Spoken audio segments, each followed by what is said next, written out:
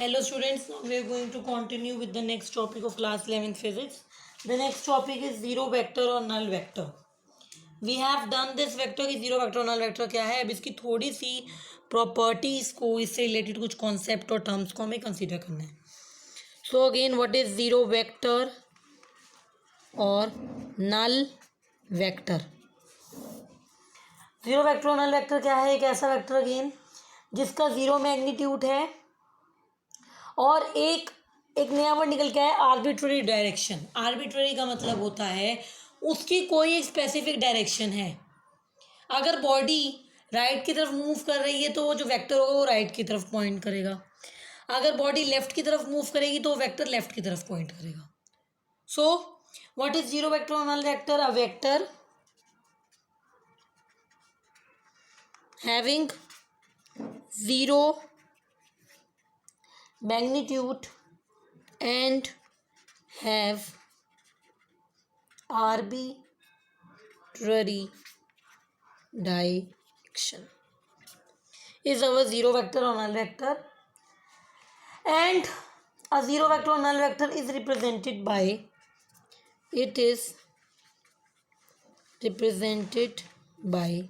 Zero के ऊपर एक वेक्टर दिखा दिया तो एक जीरो वेक्टर और नल वेक्टर बन गया और it will become a symbol for zero vector or the null vector.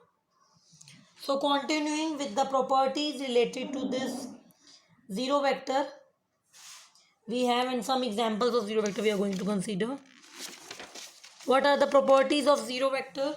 ये zero vector की क्या क्या properties हैं देख लीजिए.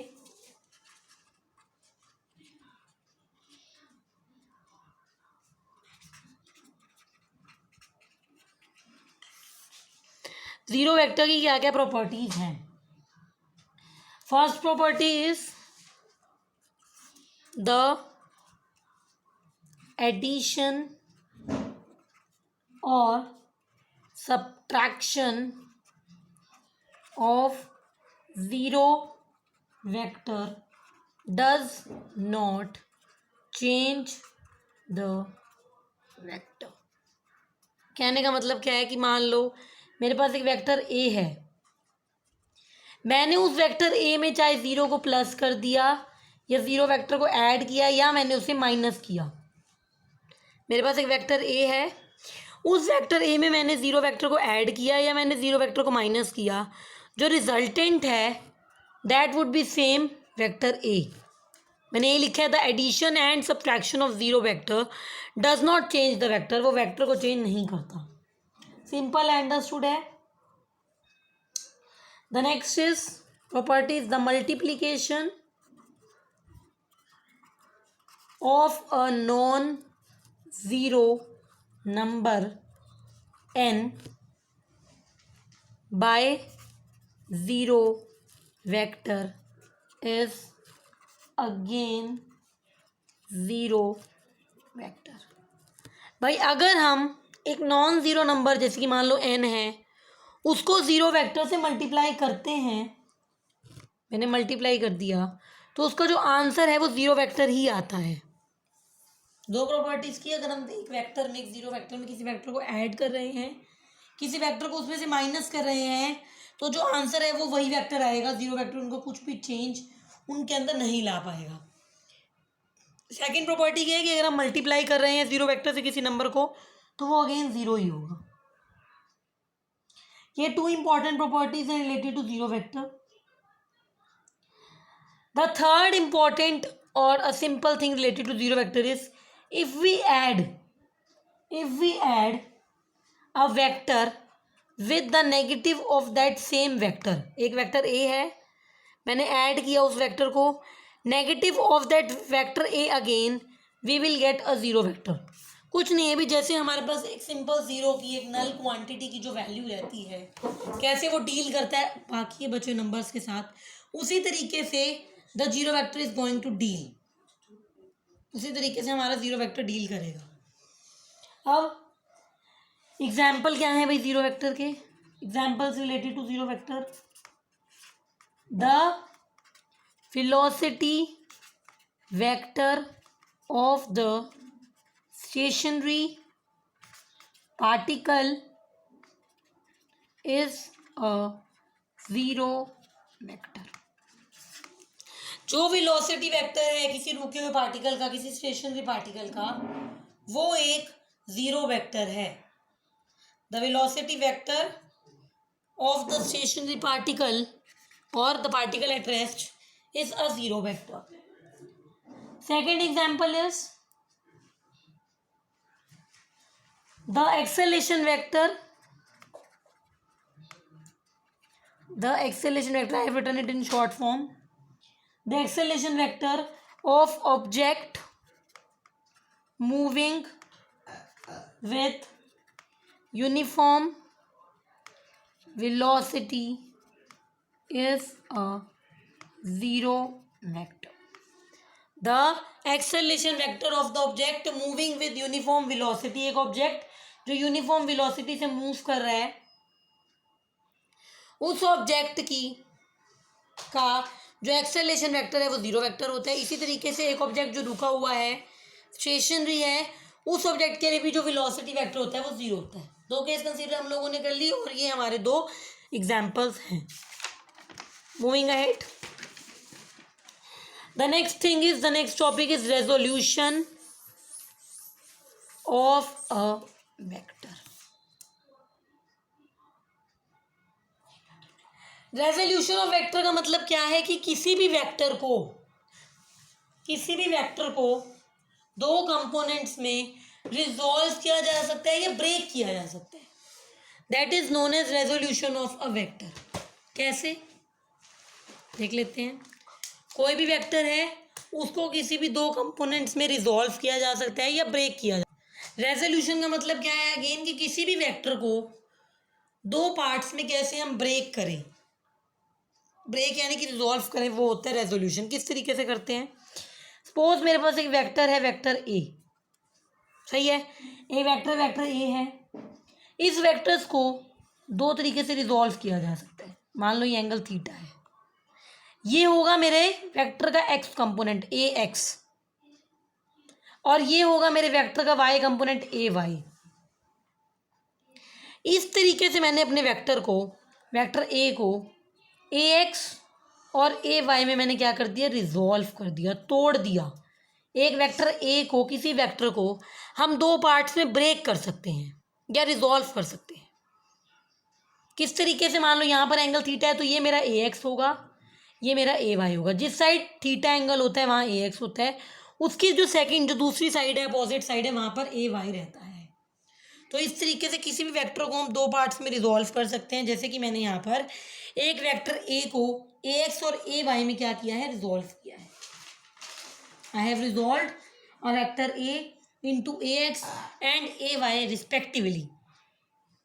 Moving ahead to the unit vectors. Unit vector क्या है भाई, बाकी वैसे हम कर चुके हैं यूनिट वेक्टर्स के बारे में. एक वेक्टर जिसका यूनिट मैग्नीट्यूड है और एक पर्टिकुलर डायरेक्शन में वो मूव करता है.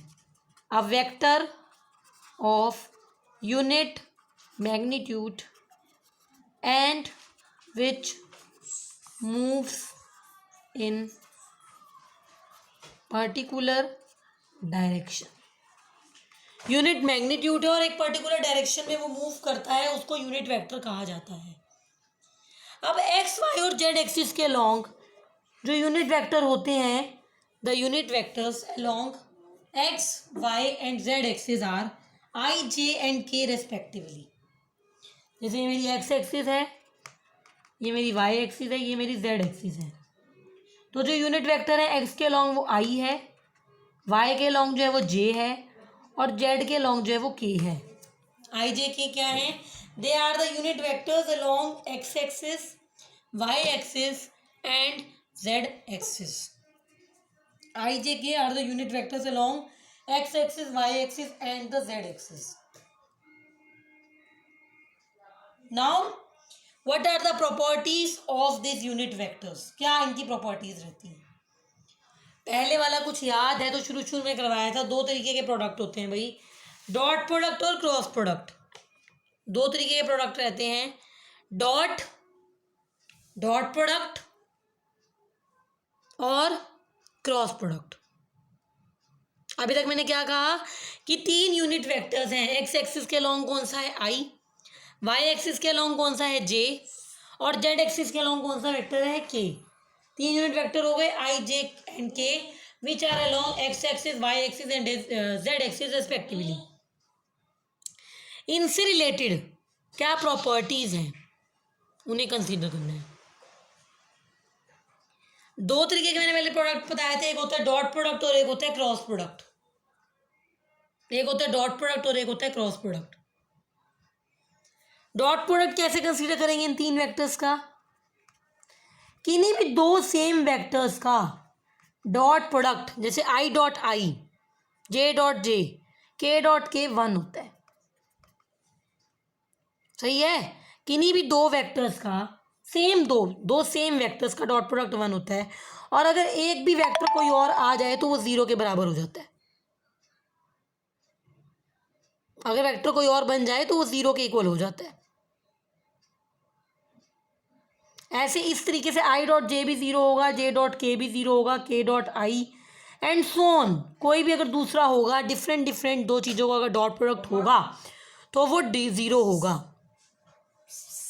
नाउ क्रॉस प्रोडक्ट की बात कर लेते हैं। किन्हीं भी 2 सेम वेक्टर्स का जो क्रॉस प्रोडक्ट होता है वो 0 होता है। यानी कि अगर आई क्रॉस आई है, जे क्रॉस जे है, के क्रॉस के है, ये सब 0 हैं। उल्टा हो गया ना। डॉट प्रोडक्ट में क्या था कि अगर सेम है तो 1 आ जाएगा, डिफरेंट है तो 0 बन जाएगा। डॉट प्रोडक्ट में ये था। क्रॉस प्रोडक्ट में क्या होगा, अगर सेम हुए तो 0 बन जाएगा। अब डिफरेंट होंगे तो क्या होगा ये देख लेते हैं। हमने कहा 3 है आई जे और के, 3 है आई, एक जे और एक के। आई क्रॉस जे होता है के बराबर। साइकिल से चलना है, ये फिर ये आएगा, ये फिर ये आएगा। जे क्रॉस के होता है, जे क्रॉस के क्या होगा, ऐसे गए ऐसे जाएंगे, ऐसे मूव कर रहे हैं हम लोग। जे क्रॉस के क्या होगा, आई होगा। ऐसे ही के क्रॉस आई क्या होगा, जे होगा। आई क्रॉस जे क्या होगा, के होगा। जे क्रॉस के क्या होगा, आई होगा। के क्रॉस आई क्या होगा, जे होगा। सही है कि अगर 2 वेक्टर्स का अगेन हम डॉट प्रोडक्ट ले रहे हैं, अगर सेम है तो आंसर 1 आएगा, अगर डिफरेंट है तो आंसर 0 आएगा। क्रॉस प्रोडक्ट में अगर सेम है तो आंसर 0 बन जाएगा, और अगर डिफरेंट है तो आंसर की वैल्यू कुछ होगी, कोई भी यूनिट वेक्टर होगा। अगर डिफरेंट है तो, अगर क्रॉस प्रोडक्ट में सेम हुए तो आंसर 0 ही आएगा। अब क्या होगा, अगर यहाँ पे आई क्रॉस जे की जगह जे क्रॉस आई आ जाए तो वैल्यू क्या होगी, के ही रहेगी या कुछ और हो जाएगी। अगर आई क्रॉस जे की जगह वैल्यू मेरे पास जे क्रॉस आई की वो पूछ लेता है आपसे, तो क्या वैल्यू के ही रहेगी या चेंज हो जाएगी? Value is going to change, it would be change to minus of K. इसी तरीके से के क्रॉस जे क्या होता है, माइनस आई होता है, और आई क्रॉस के क्या होता है, माइनस ऑफ जे होता है। So these are some simple properties related to the unit vectors. In again our next lecture video, we are going to concentrate on our one of the important basic vectors, which is our acceleration vector, and some important theory related to, or a proof actually related to the unit vector. We are going to consider in it next video. Don't waste your time again. Don't waste your time. Be regular with videos. Thank you. Study hard.